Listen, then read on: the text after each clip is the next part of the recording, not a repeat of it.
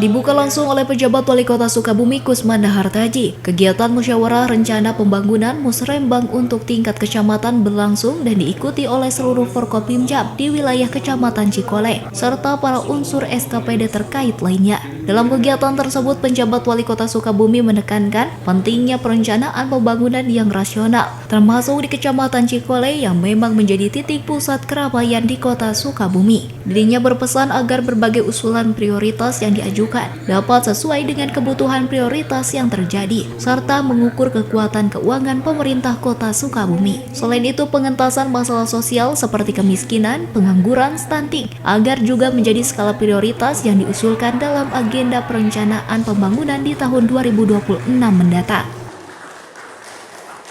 Alhamdulillah hari ini Musrembang yang kedua tingkat Kota Sukabumi di kecamatan ya, Kecamatan Cikole, dan dihadiri oleh lengkap ABCGM, Permisi Bisnis Komunitas Government, dan juga unsur-unsur yang lainnya hadir lengkap gitu ya, dan juga akan segera dilakukan rapat pleno.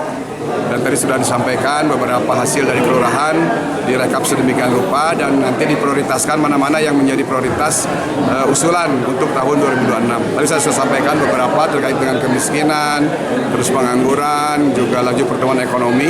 Jadi intinya ya tingkat pendidikan kita harus meningkat, terus kesehatan juga kita harus meningkat, terutama juga daya beli masyarakat meningkat. Kalau 3 unsur IPM ini juga tercapai, insya Allah Cikole akan lebih maju dan berkembang, apalagi menjadi andalan ya. Cikole ini menjadi andalan karena pusat kota.